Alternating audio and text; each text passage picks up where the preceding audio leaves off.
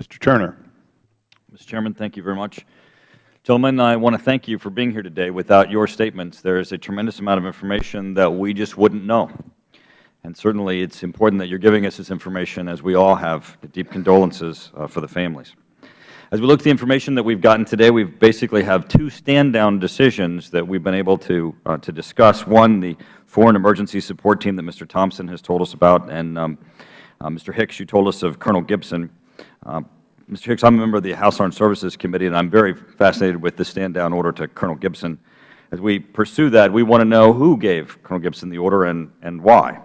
And so I would like to review that stand-down order with you and what you experienced that night, since you were with him as he was receiving that stand-down order. You told us that there was a C-130 Libyan transport that had been provided, and that you had indicated to Colonel Gibson that he should go to reinforce Benghazi and help the withdrawal personnel. Colonel Gibson was told to stand down, and that plane left without him, landing about 7:30 in Benghazi without Colonel Gibson's team. So let's start first with a review of what is Colonel Gibson's team. What were those personnel, Colonel Gibson's team? What were they doing in Libya? They are the remaining members of the Special Security Team, this group of 14 Special Forces personnel assigned to protect Embassy Tripoli after the return and reestablishment of the embassy in September of 2011.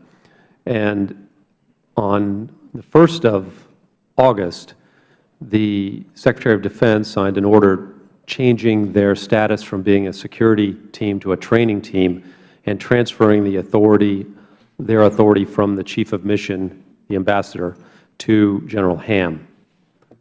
On August 6th, two members of that team were in a carjacking incident as they were driving early in the morning outside the compound, and they had to use their weapons in order to escape that armed attack on their vehicle.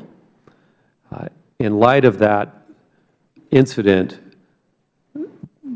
General Ham decided to draw down the team from 14 personnel to 4 personnel, and Lieutenant Colonel Wood and 9 others, Lieutenant Colonel Wood testified before this committee last October, left Tripoli in the middle of the month.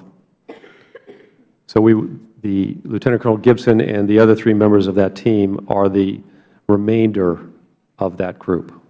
So their chain of command had been changed and they had been reduced. But as you were just describing, these are highly trained individuals with specialized skills that would have been useful in the situation in Benghazi. Yes, absolutely, and particularly given the fact, again, that the personnel in Benghazi were exhausted from a night of fighting against very capable opponents. Now, do you know why they were told to stand down? Colonel Gibson give you any information or understanding of? I actually don't know why.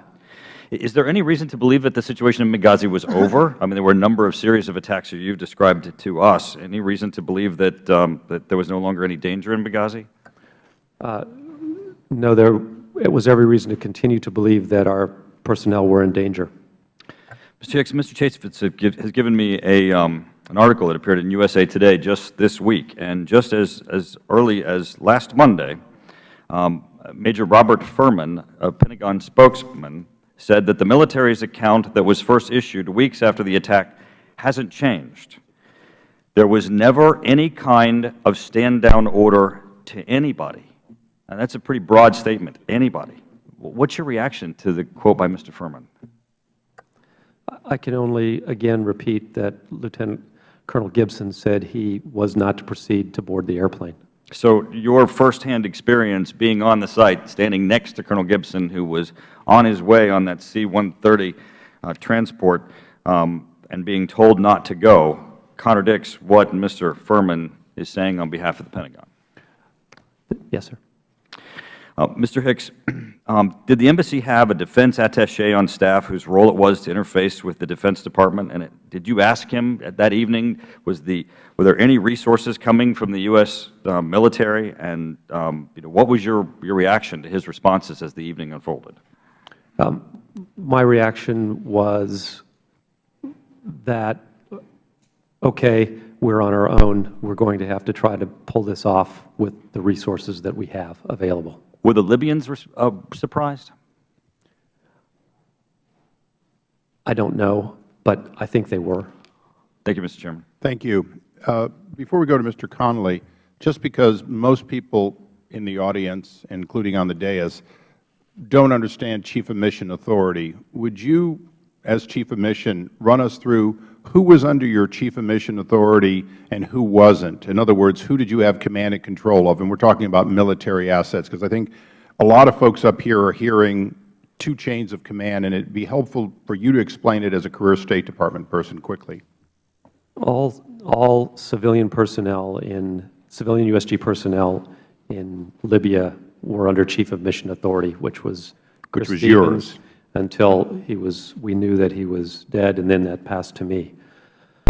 The 4 members of the Special Forces team were under General Ham's authority. We had 2 other military Special Forces personnel in country, and I was at that time unclear as to whether they were under my authority or not. So anyone you had under your authority, you gave orders to, they responded, they went down range if you asked them to. The others were not allowed to. Yes, sir.